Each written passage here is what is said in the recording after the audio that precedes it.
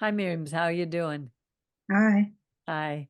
Hi, Baruch. I can't see you, but I know you're here. I guess Jerry's not here tonight, but I'm getting started because we have a really, really important parasha. It's amazing how Rabbi would always remember he'd get on and he'd say, "This is the best." Yes, yeah. He'd get excited about every portion, and now I know why. So I'm going to share the screen. It's called Kedoshim, and we're going to read. Says in the Q, and here it says a K. Oh yeah, it's different. Some place, well, because it's English transliteration from Hebrew, but some places they say with a K and some with a Q. Kedoshim means holy ones, or Kadosh in Hebrew means those who are separated, set apart for a purpose. It's not someone with a halo or someone who's holy, better than anybody else. It has nothing to do with it. Okay, so let's start reading. Yud He Vav He, the Lord spoke to Moses, saying, "Speak to the whole Israelite community and say to them, you shall be holy, for I, your God, am holy." But to tell you the truth, a better way to understand it, if we were going to retranslate it or interpret it, we would say God says to Israel, "You shall be set apart, wholly set apart, WHOLLY, to me, for I, your God, Yud He Vav He, am set apart. From who? From all the other gods. There is only one." And he begins now, Kedoshim, we're going to start reading some of the things that are up, but how to apply the 10 Commandments. Remember, the 10 Commandments are the things that God wrote in stone. And now we're going to be reading some of the things on how to apply these 10 Commandments. Now, it starts before anything else. He starts with revering or honoring your mother and your father. It's in the 10 Commandments, that's number 5, honoring our parents. But in the fifth one, the fifth commandment, it says, "You shall honor your father and your mother." But here they're reversed. And I found that extremely interesting. And I'm writing about that for this coming Shabbat, but about the role of the mother in the home. The mother is the backbone of the home. You'll find her as the backbone of companies, of countries. The women, our roles are so important. And here God is telling us we need to revere, to honor the mother and the father. And then he says, keep the Shabbats. Remember, the mother and the father is the fifth commandment, and the Shabbats are the fourth commandment. So again, he's reversing them, which shows that revering your parents are even more important than keeping the Shabbat. I, the Lord, am your God. He's reminding us who is speaking. And then I he says, guess you can't, if you can't honor your father and your mother, how could you honor God? exactly, Yeah. because they created us and he created everything. The next he says, do not turn to idols or make molten gods for yourself. I, the Lord, am your God. So he's telling us again. Now, this was number 2 of the commandments. The first one was he's introducing himself. I am the Lord your God who brought you out of the land of Egypt, out of slavery, have no other gods. And number 2 says, do not make idols. Remember, we did that at the base of Mount Sinai when Moses was going up to get the commandments. We fashioned a golden calf, and God is saying, do not do that. I, the Lord, am your God. Look how many times he's repeating that. I, the Lord, am your God. When you bring an offering of well-being, it's a shalamim, a thanksgiving offering, offer it so that it may be accepted on your behalf. It shall be eaten on the same day that you sacrifice it, that you offer it, and on the following day. But whatever is left on the third day must be burnt. So it shows that remember, they had no refrigeration. So this is just practical. It needs to be burnt up because there was no way for them to keep food that was 3 days in the desert. If it should be eaten on the third day, it is an offensive thing. It will not be acceptable. And one who eats of it shall bear the guilt for having profaned what is sacred to the Lord. That person shall be cut off from kin. Now, remember, this is the beginning of Israel. And he's making these rules not because they're great sins, but he wants to protect us. Here, he doesn't want us to get sick from eating food that is spoiling.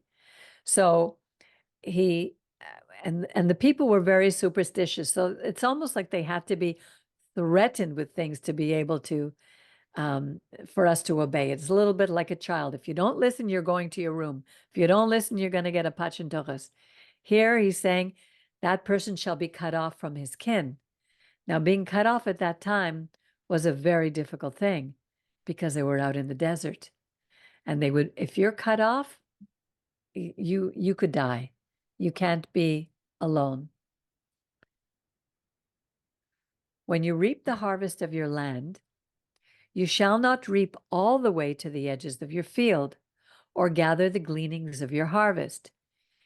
This would relate to, remember, the 10 Commandments are summed up with love the Lord your God with all your heart, your soul, and your resources, and love your neighbor as you love yourself. So here, not gleaning, it's about loving our neighbor. We need to leave the food at the edges of the field, and they would be able to gather the gleaning of their harvests. You shall not pick your vineyard bare, or gather the fallen fruit of your vineyard. You shall leave them for the poor and the stranger. So remember, we were always to take care of the poor, the orphan, the widow, and the stranger among us, the ger, those who wanted to be with us. I am the Lord your God. Again, he's reminding us. You shall not steal. You shall not deal deceitfully or falsely with one another. You shall not steal is one of the commandments. Dealing deceitfully or falsely with one another is also taking care of your neighbor. You shall not swear falsely by my name. The third commandment, don't take his name in vain, profaning the name of your God. I am the Lord. So here we see constantly referring us back to the 10 commandments. He's not adding extra commandments. These are not part of the 613. We only have 10, and then he's giving us application. You shall not defraud your fellow Israelite. In other words, don't steal from them. Don't do things that are going to harm them. Don't steal. Don't commit robbery. He's repeating it over and over again. The wages of a laborer shall not remain with you until morning. In other words, if you hire somebody and you told them you were going to pay them, you need to pay them. They need to take care of their families. You shall not insult the deaf or place a stumbling block before the blind. I know sometimes kids find it funny to bully people who are deaf or blind, but God is warning us not to do that. You shall fear your God. And again, I am Yud He Vav He. You shall not render an unfair decision. Do not show the poor, favor to the poor, or deference to the rich. Judge your kin fairly. God is constantly wants us to live with justice. Not because someone is poor do we favor them, or if they're rich. Everybody has to be judged equally because we're all equal in God's eyes. Do not deal basely with members of your people. Do not profit by the blood of your fellow Israelite. I am the Lord your God. Don't hate your family in your heart. Reprove your kin, but incur no guilt on their account. So when someone does something wrong to us, somebody in our family, let them know, tell them the truth, but don't take vengeance out on them. Don't incur guilt because of something that they did. Don't take vengeance or bear a grudge against members of your people. Love your fellow Israelite as yourself. This one is so important, to love our neighbor, our fellow Israelite, as we love ourselves. And it's something that so few are doing today. Here it says, you shall observe my hukotai. Now remember, the hukim are the legislations for which that may not make sense to us, like the Shabbat, like the honoring of our parents. We don't know ultimately how important this is for God. What a spiritual what spiritual consequences we are going to bear if we break those. You shall not let your cattle mate with a different kind. Is that what you were talking about? This is what I was talking about the other day, but here it says cattle, but I'm not sure it means only cattle or any kind of animal, not to. But that's not the same as you're saying. It's like the dog breeds. There's so many dog breeds, but they're all dogs. That's true, but I'm wondering if all the inbreeding makes for a weaker species. I'm not sure. Well, there is some truth in that. They say Heinz 57 are the hardiest dogs because they just anyway, yeah, you could cause damage by, all these such purebred dogs where who knows if you're mating like sisters and brothers and this and that. Well, here I think it's more like don't mate a cattle with a goat, Right, or a cow with a sheep. But Yeah. you shall not sow your field with two different kinds of seeds, or put cloth from a mixture of two different kinds of material. In other words, it weakens the species. If you put wool and linen in one piece and you put it you wash it, the wool is going to shrink where the linen won't. So it's going to be all distorted. Right. When you take a horse and a donkey, you get a mule, and a mule cannot make another mule. Exactly, Brian. You're absolutely right. God does not want us to do that. So we make him to move borax, 20 mule team. If a man has carnal relations with a woman who is a slave and who has been designated for another man, but who has not been redeemed or given her freedom, there shall be indemnity. They shall not, however, be put to death, since she has not been freed. But he must bring to the entrance of the tent of meeting as his guilt offering to the Lord a ram of guilt offering. In other words, he's not to do it, but because she's a slave, she doesn't come under the same regulations as someone who is free. God always wants us to live a free life, because under the laws of slavery, there's a different ruling for slaves, and he doesn't want us to be slaves. He wants us to be free, and he was in the process of freeing the slaves. When the ram of guilt offering, the Kohen shall make expiation for him before the Lord for the sin that he committed, and the sin that he committed will be forgiven him. When you enter the land and plant any tree for food, you shall regard its fruit as forbidden. 3 years it shall be forbidden for you, not to be eaten. But in the 4th year, all its fruit shall be set aside for the Yovel, for the jubilation before the Lord.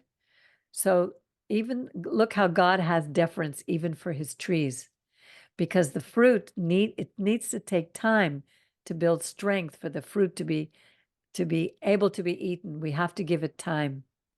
And a person who owns a vineyard or an apple orchard, they would certainly understand this a lot more than I do, because there are agricultural laws that we needed to observe, especially since Israel was to be a land of milk and honey.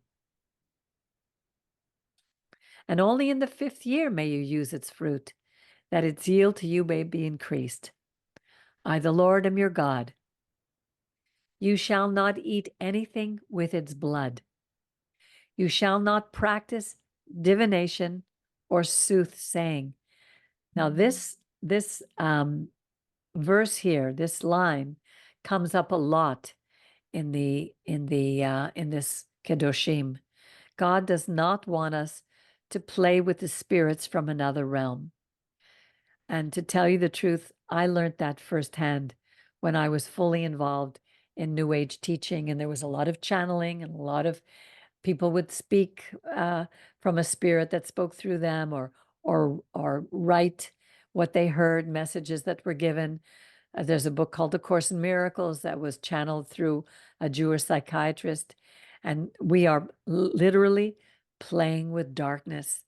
And because I played in that field, in that realm, my life, I had to pay a very high toll of sickness and losing everything. It's a very dangerous thing that God does not want us to play in. Yeah, just wanted to say, yeah, me too.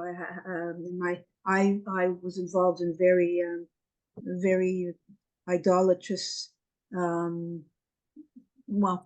pursuits. And it's interesting, this says you shall not eat anything with its blood. And then right away it says you shall not practice divination or soothsaying, because the pagans would drink blood, and the blood would be involved in their rituals. So Absolutely. wants us to separate from those. Exactly. This is Even exactly. nowadays in witchcraft, they drink blood, and they all sorts of things with blood. Sacrifices with, Right, exactly. You know that thing where you stand there and you close your eyes, and then somebody gives you a push, and you fall over like a tree or something? Yeah, what about it? You know about that thing? Where No? and push you down and praise the Lord, and then you fall down like Oh, there, yeah, with the carrot. Yeah, what about that? you have to hope somebody don't let your head hit the floor. That's the truth. That's for sure. You shall not round off the side growth of your beard, or destroy the side growth of your beard. No, the side growth of your head. You shall not round off the side growth of your head. You see that a lot in people who they have these weird haircuts. Or destroy the side growth of your beard.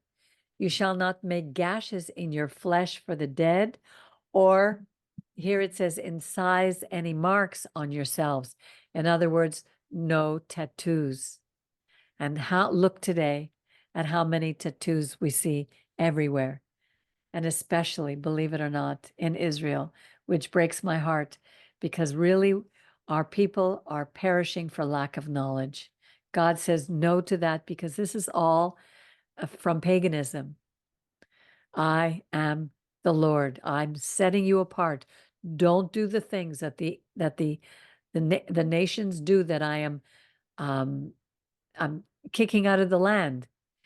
It says here, before it talked about mother and father, but the female aspect, but here, do not degrade your daughter and make her a harlot, lest the land fall into harlotry and the land be filled with depravity. And here again, it's followed right after that by keep my Shabbats, venerate my sanctuary. So here are the same rules at the beginning that we saw, honoring our parents, keeping the Shabbat, and not having false gods. And here it's talking about what we shouldn't do, divination. Here again with the daughters, with the women, and keeping the Shabbats, and venerate my sanctuary. I am the Lord. Here again, do not turn to ghosts, to spirits. Do not inquire of familiar spirits. How many times I ran to channelers. Oh, what does this mean? And would you have a message for me? Remember with what's her name, Marilyn Rosner, and she had a spirit named Daisy, and everyone would go and ask Daisy, what about the future, or about something about themselves, to be defiled by them. I am the Lord your God. You shall rise before the aged. Look how many times, Miriam, you and I will go on a bus, and the kids are sitting there, and someone old will get on the bus, and they're so busy in their phones, they don't see anybody else. Right. And show deference to the old. You shall fear your God.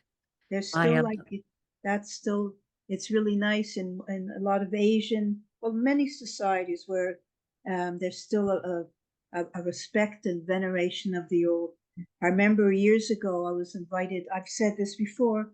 Invited to lunch at a friend's. Oh, this Asian a guy said, "Come to my family, meet my family. We'll have lunch." And it was huge table. All the generations were sitting around, and the oldest woman, the great whatever, how many greats there were, she came into the room, and everyone stood up. Wow.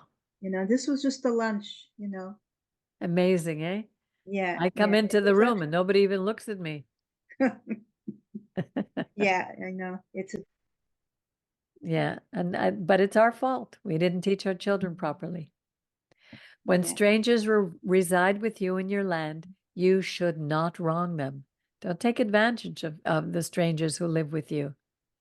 Don't treat them like slaves.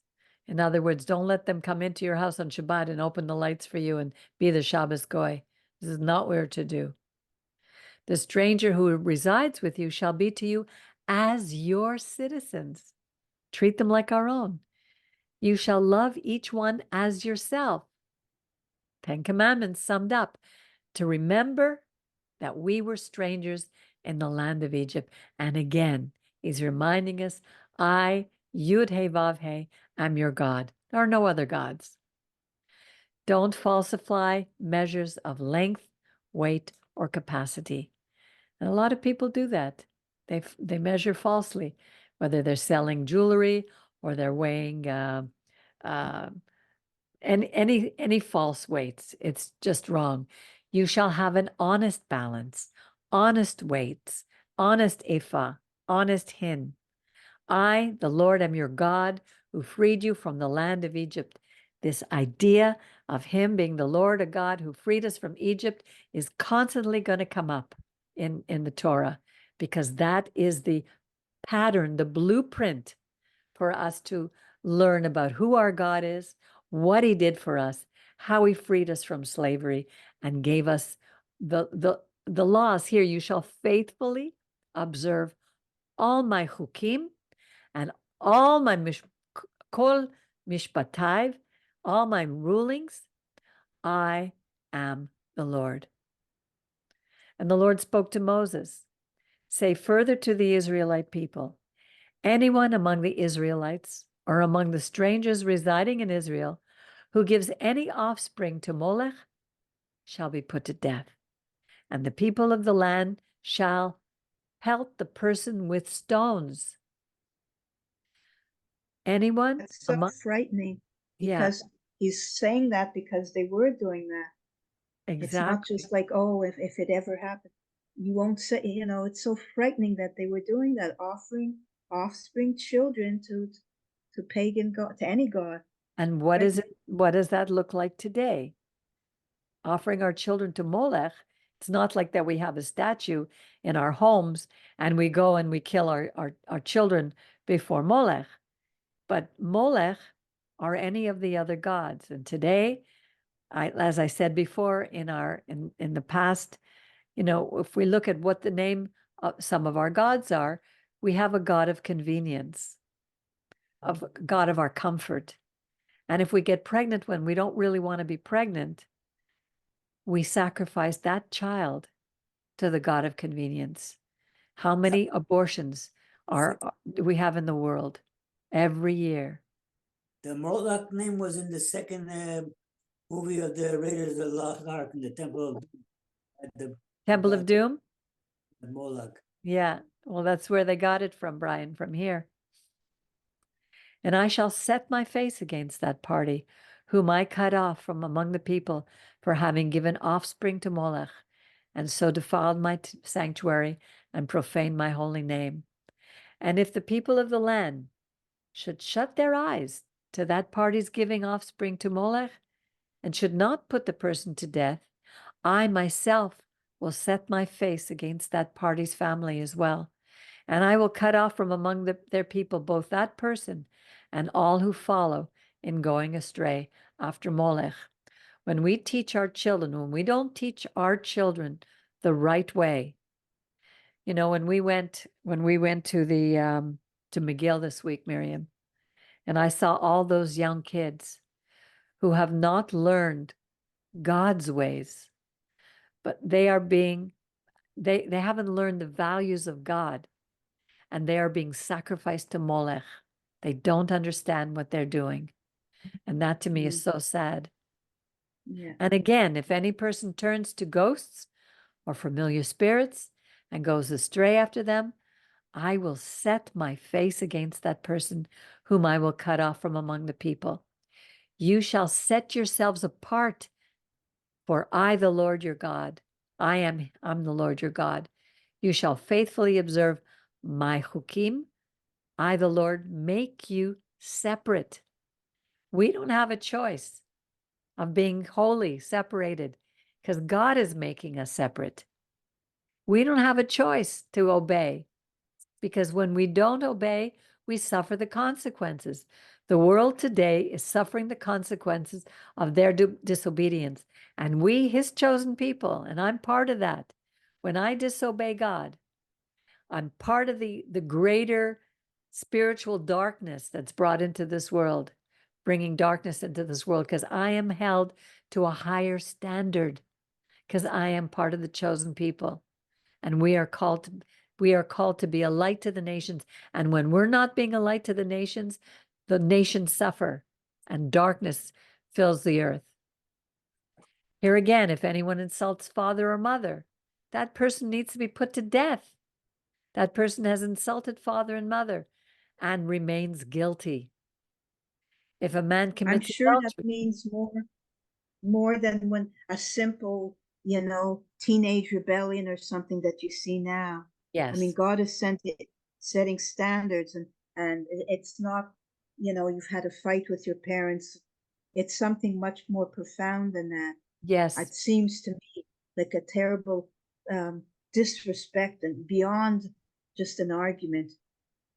yes, we saw that in the book of Exodus. If a man commits adultery, here's number 8, with a married woman, committing adultery with another man's wife, the adulterer and the adulteress shall be put to death, both of them. If a man lies with his father's wife, in other words, with his mother, it's the nakedness of his father that he's uncovered, and the two shall be put to death, that they retain the blood guilt. If a man lies with his son's wife, his daughter-in-law, both shall be put to death. They've committed incest, and they are guilty. If a man lies with a man, if a man lies with a male, as one lies with a woman, the two of them have done an abhorrent thing. They shall be put to death, and they shall retain the blood guilt. Now, God isn't saying, because I remember back in the early days, many years ago, we would see lynchings in the South, where gays would be killed, hung. God isn't asking us to do that, but he's showing us that it's wrong, and they will die. Something will happen.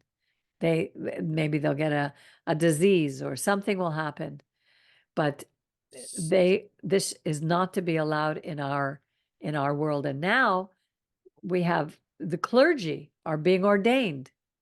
There are female gay rabbis and male gay rabbis, and now the church has allowed homosexuality. This is as an abhorrent a thing as God saying, "You shall not steal" or "You shall not murder." These are all, in God's eyes, wrong, because what it's doing is we're making other gods. We're saying that what God did when he created male and female is not good enough. We're going to do it our way. If a man takes a woman and her mother into his household as his wives, it's depravity. Both he and they shall be put to the fire, and there shall be no depravity among you. And I wonder in certain religions if they're allowed to do that. They take a man and a woman, a woman and her mother. If a man has carnal relations with a beast, he shall be put to death. It's one of the reasons that Sodom and Gomorrah was brought down. And you shall kill the beast, because that poor beast has been adulterated. If a woman approaches any beast to mate with it, you shall kill the woman and the beast. They shall be put to death, and they shall remain guilty. These are most probably pagan rituals. If a man takes his sister into his household as a wife, his sister, the daughter of either his father or mother, so that he sees her nakedness, and she sees his nakedness, it is a disgrace, and they shall be cut off from their family. He has uncovered the nakedness of his sister, and he shall be guilty. If a man lies with a woman during her menstrual condition and uncovers her nakedness, he has laid bare her flow, and she has exposed her blood flow. Both of them shall be cut off from among their people. Your males shall not uncover the nakedness of your mother's sister, your aunt, your father's sister, for that is laying bare one's own flesh, and they shall be guilty. If a man lies with his wife's uncle, with his uncle's wife, it is uncle's nakedness that he has uncovered. They shall bear their guilt, and they shall die childless. If a man takes the wife of his brother, it's interesting when they say they shall die childless. We don't know. There may be some people who cannot get pregnant, and we don't know in the generations past if this is what happened to them. There are always consequences, and we may not be aware of it. It's the nakedness of his brother that he's uncovered, and they shall remain childless. You shall faithfully observe all my chukim and my mishpatim, lest the land to which I bring you to settle in vomits you out. So we must have been doing some of these things.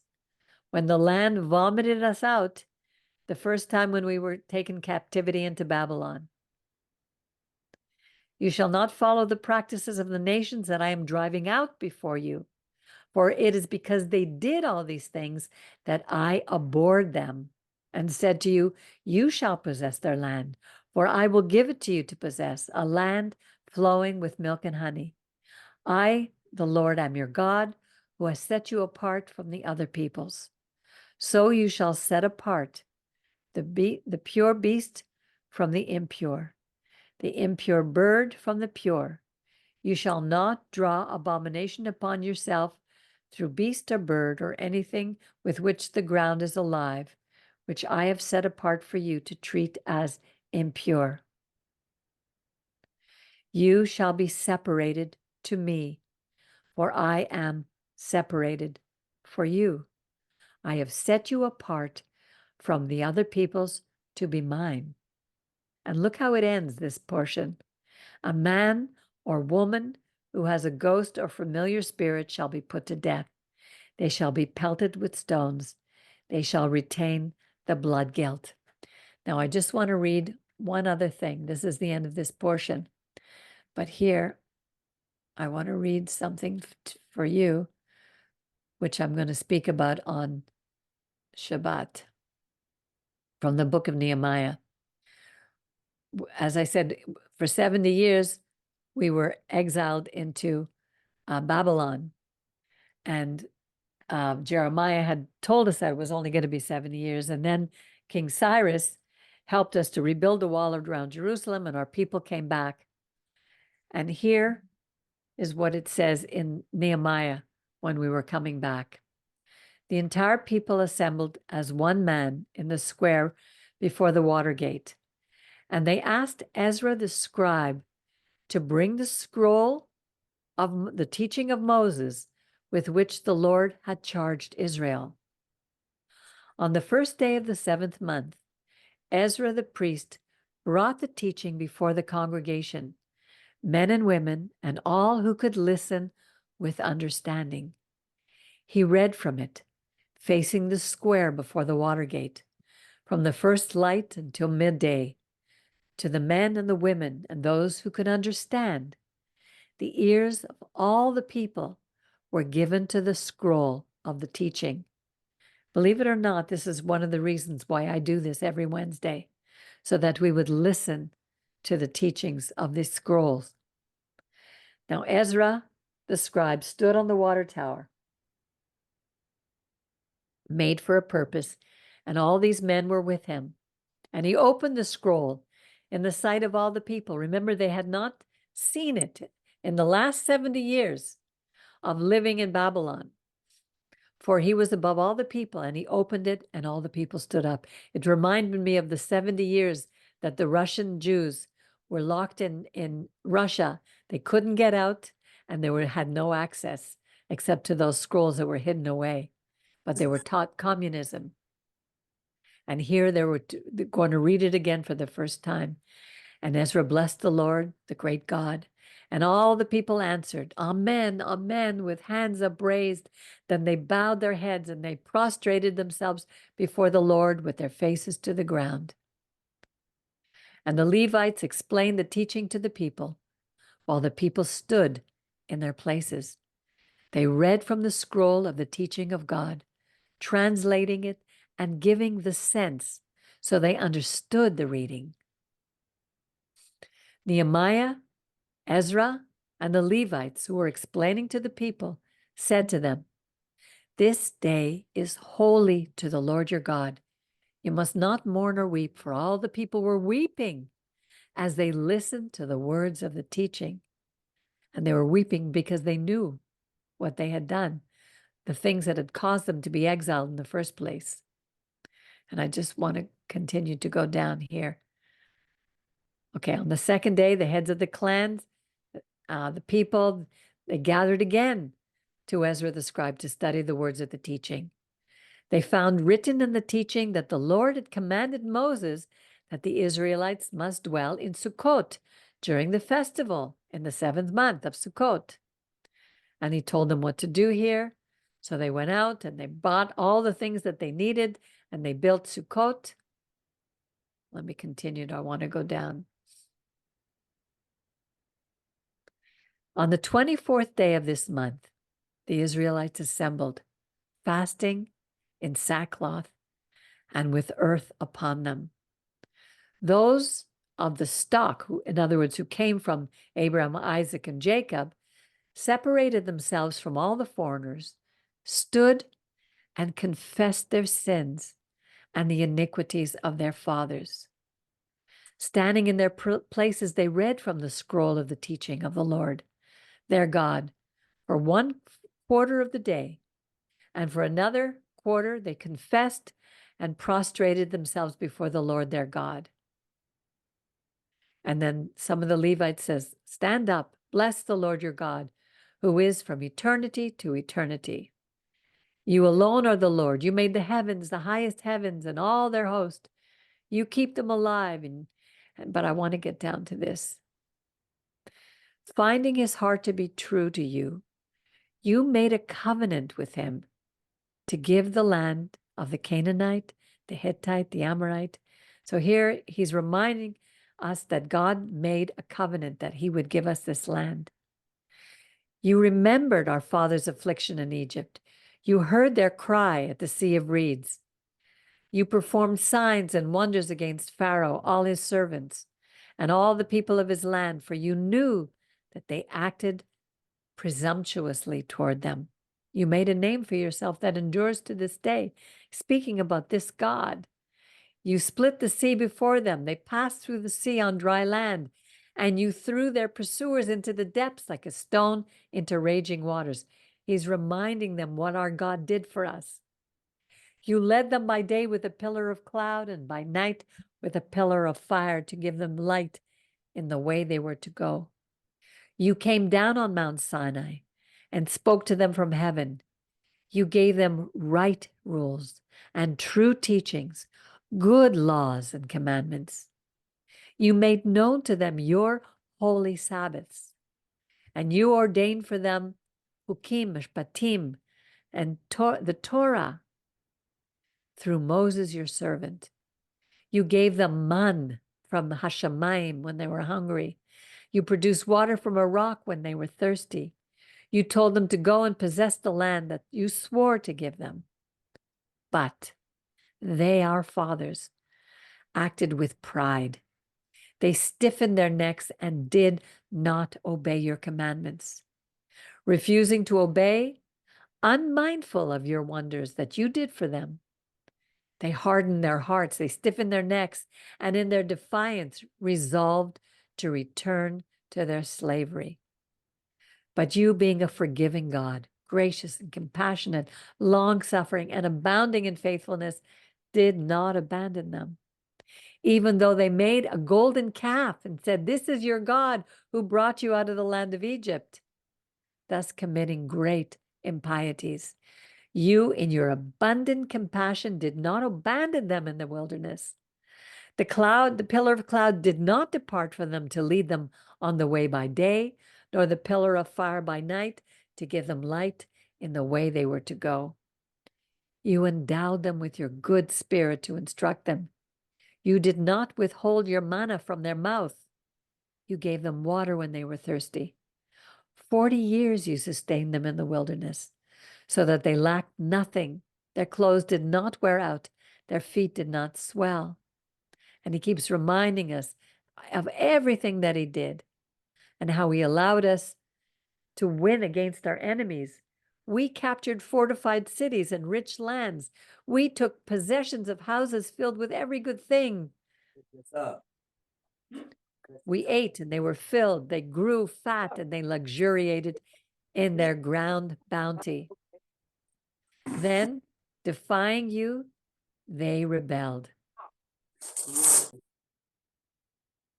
They cast your teaching behind their back. They killed your prophets who admonished them to turn them back to you. All our prophets were killed. Hold on, let me just close this here. Sorry. They killed your prophets who admonished them to turn them back to you. They committed great sin. You delivered them. Look what happens when we commit sin. God delivers us into the power of our adversaries who oppress us. In our time of trouble, we cry to God, and God in heaven hears us. And in his abundant compassion, he brings them Mashiachim, saviors, who save us from the power of our adversaries. But as soon as we have relief, they again do what is evil in your sight. So you abandon them to the power of their enemies who subjugated them. And again they cry to you, and you in heaven hear and rescue them in your compassion, time after time. You admonish them in order to turn them back to your teaching, the 10 Commandments. And they act presumptuously and disobeyed your commandments and sinned against your chukim by following which when we follow them, a man shall live. They turn a defiant shoulder, stiffen their necks, and would not obey. That's us. That's me. But God bore with us for many years, admonished us by his Spirit through our prophets. But we would not give ear. We would not listen. So you delivered them into the power of the peoples of the lands. Still, in your great compassion, you did not make an end to us or abandon us, for you are a great and compassionate God. And now, our God, great, mighty, and awesome, who stays faithful to his covenant, do not treat lightly all the suffering that has overtaken us. Our kings, our officers, our priests, our prophets, our fathers, our people, our hostages. From the times of the Assyrian kings to right now, to Hamas in Gaza.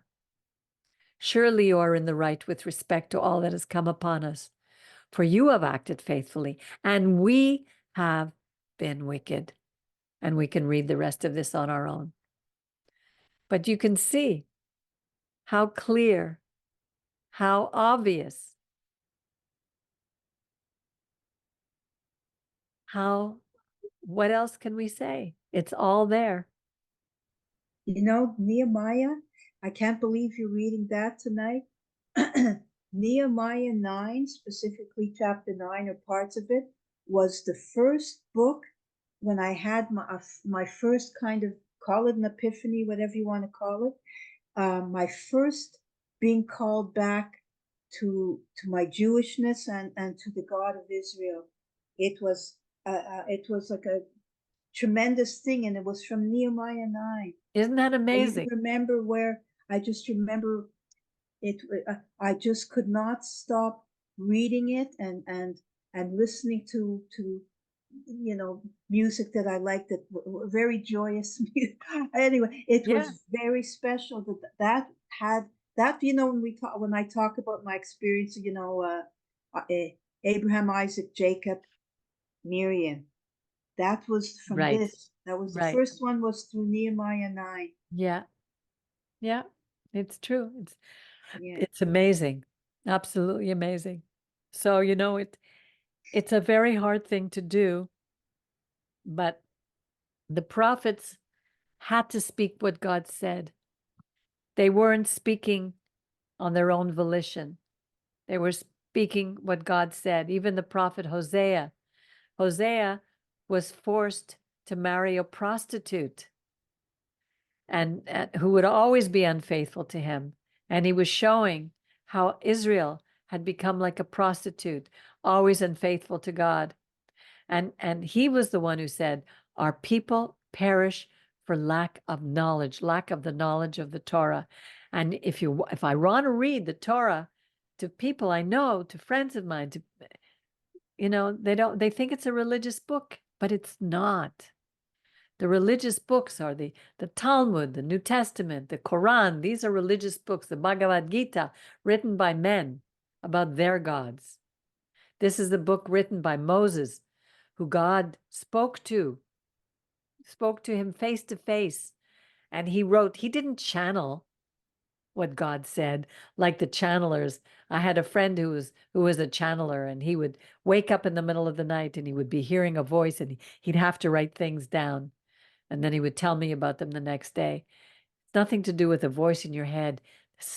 Like, how do we differentiate the true God and the true prophets with the false ones? Because there are many. And that's our journey. That was my journey, learning how to differentiate between the two. Hi, Jerry. How are you? Yeah, hi, how are you? Good. Were you able to hear part of what we said? Yeah, I heard part of what you said, this, especially your comments. Your comments were very good and to the point and loud and clear, and your understanding, as always, is And of may we what's happening. turn. Sorry? Your understanding of what's happening, Yeah. Yeah. and your interpretation, I've always heard that the Torah interprets itself, that we really don't have to go far, because he said, the word is not far from you. It's right here. You don't have to go across oceans to run and find it. Yeah, well, it's given to you to be clear, so not everyone is clear to. Mm, Oh, you've been only thank doing you. it for a couple of years, eh? I'm only kidding you.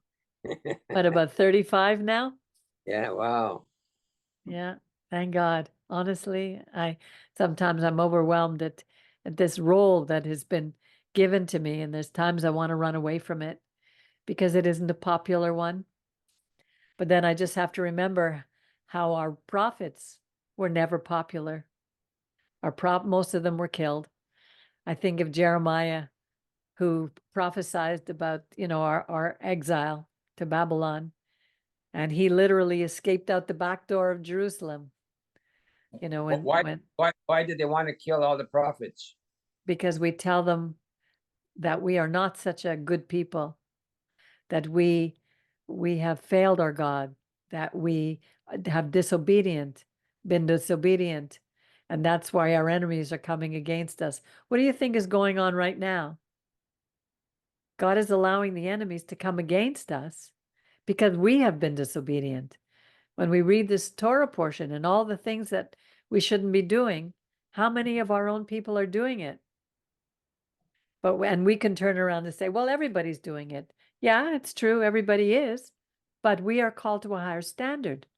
We are a set nation set apart, given the oracles of God to bring to the rest of the nation. So if the rest of the nations aren't doing them, it's because we have failed. We're not only are we not doing them, but we're not teaching them, not teaching others. So we are called to a higher account. And how many people want to hear that? If I talk to somebody and I tell them the truth about something that they're doing, very often they're going to get upset with me. They don't want to hear. I don't even want to hear. Sometimes Miriam tells me about something that I'm doing. I don't want to hear. And then I go back to her. Yeah, Miriam, you were right. How often do we want to hear the truth about ourselves? It's easier to blame others. We've been doing it since Adam and Eve. Adam blamed Eve and God. Look at the woman you gave me. Look what she made me do. And Eve blamed the snake and God. You made the snake. I didn't ask for him. You made him. This is a spiritual war that we're in. And we have to go to God and admit what we've done wrong. And until I started reading the Torah, I never understood that I'd sinned. It wasn't it wasn't the concept that I had. And most people, you'll ask them, have you sinned? I don't sin. Because they don't read the commandments. They don't read these books. They don't know. We don't know. Also, the word sin, people have this kind of, I mean, the word sin is very, It's been hijacked. It's been hijacked. It's been hijacked, but it's also, it's very old fashioned, and it sounds, self-righteous. You have sinned, my child. That's what religion has done. It's made a hypocrisy. Exactly. So if you don't say, well, you can say the word sin, but if you talk about what it is, if you ask the person, have they ever told a lie, or have they ever done this? Or are they? If you say, do you think you're a perfect human being? Most will say no. Right. But when So you couch it in those terms, I might time out. I might have to get another machine. So we'll see how long. If it times out, I'll try to come back with another machine. Yeah, I'm going to be finishing in 2 minutes, Jerry. We're finished tonight. So do you want to read the? Yeah, I think I just have time for that. Yeah. Okay, good. Okay, the Aaronic benediction said with love. Baruch atah Adonai Eloheinu melech haolam. Asher kirshonu bidush hasoy shel Aaron v'tzivonu levarech es amo Yisrael v'yahavo yevarechecho Adonai v'yishmerecho Yair Adonai Panav elecho v'chuneko Yiso Adonai Panav elecho v'yosem lecho shalom v'samu et shemi al bnei Yisrael v'ani arvorchem. May the Lord bless us and keep us. May the Lord shine his face upon us and be gracious to us. May the Lord lift his countenance upon us and give us peace. And let him put his name upon the children of Israel, and may he bless us. So thank you, everybody, for listening, for participating. And I wish you a Shabbat Shalom, and we'll see you then. thank you and Shabbat Shalom. You're welcome. Thank you. Good night. Bye, Jerry. Bye, Brian. Bye, Baruch. Shalom.